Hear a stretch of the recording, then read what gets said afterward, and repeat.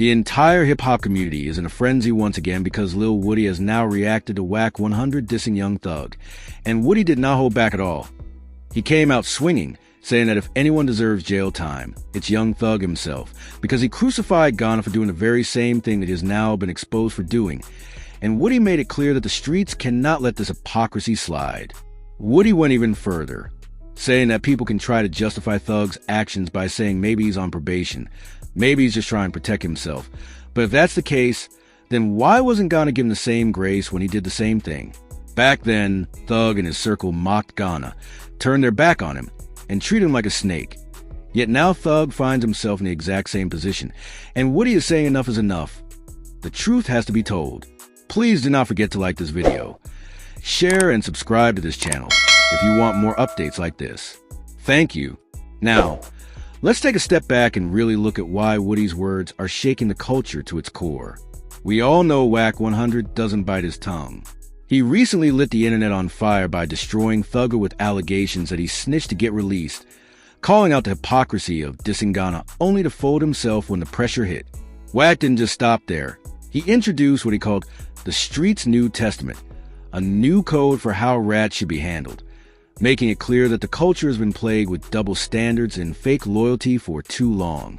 That alone set the internet ablaze. But now with Lil Woody adding his voice, the situation has gone from explosive to nuclear, because Woody isn't just a random commentator. He has history with YSL, and his words cut deep because they come from someone who knows how this game is played from the inside.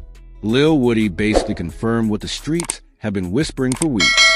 He said outright that Young Thug cannot escape accountability this time. He reminded everybody the timeline. When Gunna walked free and video surfaced of him affirming that YSL was a gang, the internet dragged him and Thug stayed silent, letting the narrative destroy Gunna's reputation. Thug's camp distanced themselves from Gunna. Fans called Gunna a snitch. Blogs roasted him, and even subtle lyrics from Thug and YSL affiliates took aim at him. Yet through it all, Gunna said he was innocent and loyal, but nobody wanted to hear it because the streets had already labeled him. Now, fast forward, the same allegations fall on Thug, and suddenly people want to twist it and excuse him. That's exactly what Lil Woody isn't tolerating.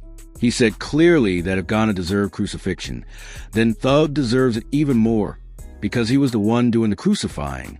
What makes Woody's response so powerful is the raw emotion behind it.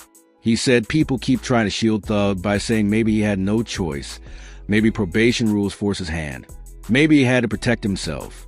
But Woody shut that down quick. He reminded everyone that Gunna's situation was the same. He was also trying to protect himself. He was also trying to survive, and yet the world tore him apart. So why should Thug be different? Why should the culture suddenly have sympathy? Woody made it plain. The code doesn't change depending on who you like.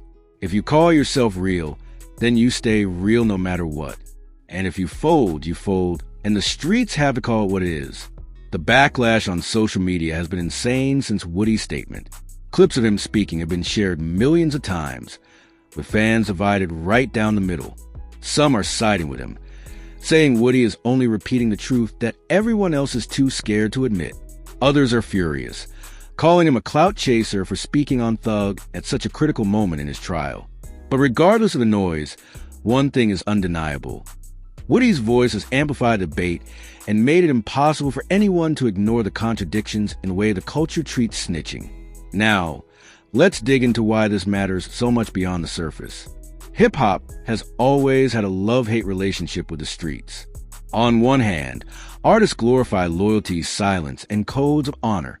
On the other hand, when the law comes down hard, survival instincts kick in, and suddenly those same codes go out the window.